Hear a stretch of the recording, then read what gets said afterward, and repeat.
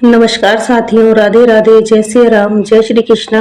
हमारे चैनल अंतरदर्शन के अंतर्गत आज मैं आपको सुनाने जा रही हूँ अपनों के शुभ चिंतक कहानी का 20वां भाग।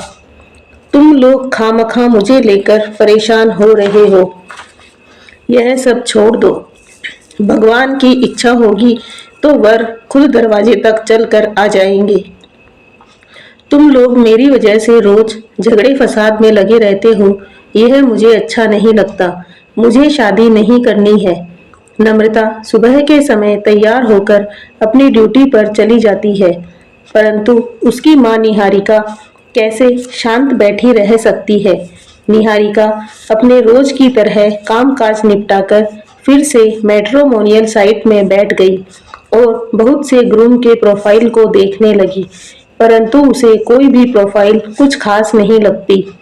ऐसे में फिर से अपने पति को कहने लगी, देखिए, मुझे तो एक भी प्रोफाइल ऐसा नहीं लगता जो मुझे पसंद आएगा। आप कुछ देर के लिए बैठकर तो देखिए, कोई अच्छा सा प्रोफाइल आपको दिख जाए। ब्रज किशोर जी कुछ देर तक चुप रहकर कहने लगे, प्रोफाइल तो खूब हैं और अच्छे भी हैं, परंतु मुझे मालूम है कि तुम्हें एक भी पसंद नहीं होगा, क्योंकि जैसे जैसे लड़की की उम्र बढ़ जाती है, समय के साथ साथ उसके भी चेहरे से रौनक खत्म हो जाती है। जैसे कि तुम्हारी बेटी के चेहरे से रौनक गायब हो चुकी है।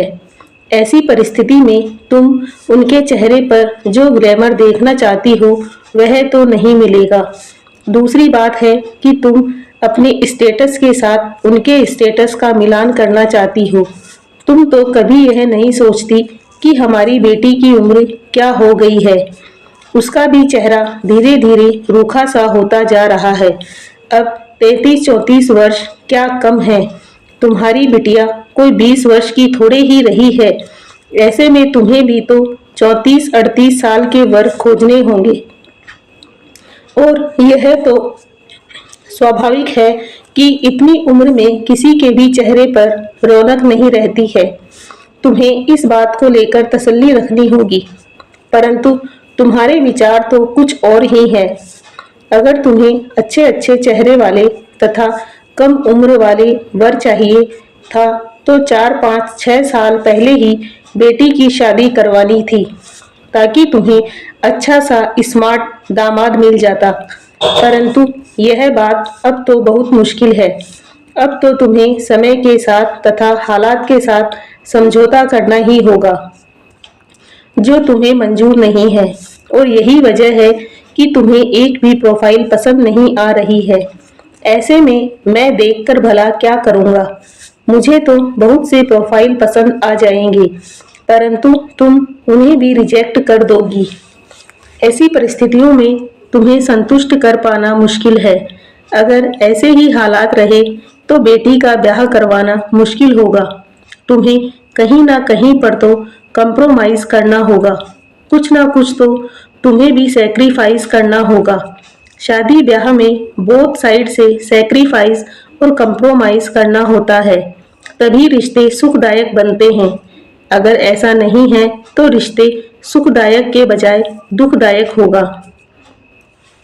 नम्रता अपनी ड्यूटी में चली जाती है, परंतु आज उसे अपने काम में मन नहीं है।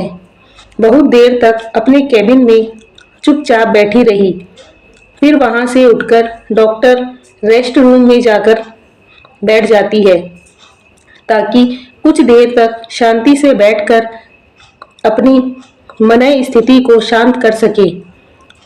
ऐसे में अपने घर के माहौल को लेकर बहुत देर तक सोचती रही। अपनी शादी को लेकर, घर पर बने माहौल को लेकर उसके मन में तरह तरह के ख्याल आ रहे हैं, और वह सोचने लगी, पता नहीं क्यों मेरी माँ को कोई भी लड़का पसंद नहीं आ रहा है। वह क्या चाहती है क्या पता। कभी मुझसे खुलकर तो कुछ कहती नहीं। पता नहीं क्या बात है। मुझे तो ऐसी प्रोफाइल को देखने का समय ही नहीं मिलता है। माँ भी यही कहती है कि तू चिंता मत कर, कोई अच्छा सा प्रोफाइल होगा तो तुझे भी दिखा दूंगी। कभी कभार तो दिखाती भी है, परंतु पता नहीं क्या कारण है कि उनसे बात नहीं बनती। 2-4 रोज के कन्वर्सेशन के बाद फिर से सारी बात बंद हो जाती है और माँ फिर से साइड पर बैठ जाती है और अपना दिमाग खराब करती रहती है। पता नहीं यह सिलसिला कब खत्म होगा। मुझे तो लगता है कि अभी तो यह सिलसिला चलता ही रहेगा, क्योंकि अभी तो मेरी शादी को लेकर सभी परेशान हैं। बाद में वरुण की शादी को लेकर सभी परेशान होंगे। बस ऐसा ही चलता रहेगा। दिन ब दिन नम्रता के मन में व्याकुलता बढ़ती चली गई, तो घर में भी माहौल खराब होता चला गया। हर वक्त केवल यही चर्चा होती रहती है कि कैसे और किस उपाय से नम्रता की शादी सही जगह पर किसी सही लड़के से की जा सके। ऐसे में आखिर में अपने सभी रिश्तेदारों की मदद लेने की चर्चा की जा रही है तथा नेशनल लेवल में जो इंग्लिश और हिंदी न्यूज़पेपर निकलता है, उसमें भी नम्रता की शादी को लेकर एडवर्टाइजमेंट दिया जा रहा है ताकि कोई ना कोई उपाय हो सके। निहारिका अपने भाई भाभी तथा बहन सभी से चर्चा करती रहती है, तो ब्रज किशोर जी अपने भाई बहनों से कहने लगे ताकि कोई और उपाय निकाल सके, परंतु उन लोगों ने उन्हें किसी डॉक्टर के बजाय किसी आईएएस, आईपीएस, वकील, पीएचडी वाले तथा बड़ी कंपनी के मैनेजर, सीईओ और डॉक्टर जैसे किसी लड़के से बेटी की शादी करवाने का सुझाव देने लगे, जो कि उन लोगों की पहचान में है, जिसे मान लेना उनके स्टेटस का सवाल हो गया है। तो स्वाभाविक है कि चिंता और भी बढ़ गई है। यहाँ पर मैं आप सभी से अनुरोध करूंगी कि आप हमारे चैनल को ज़्यादा से ज़्यादा लाइक, शेयर और सब्सक्राइब करें, ताकि हम आपके लिए और नई नई कहानियाँ इस चैनल के माध्यम से प्रस्तुत कर सकें। धन्यवाद।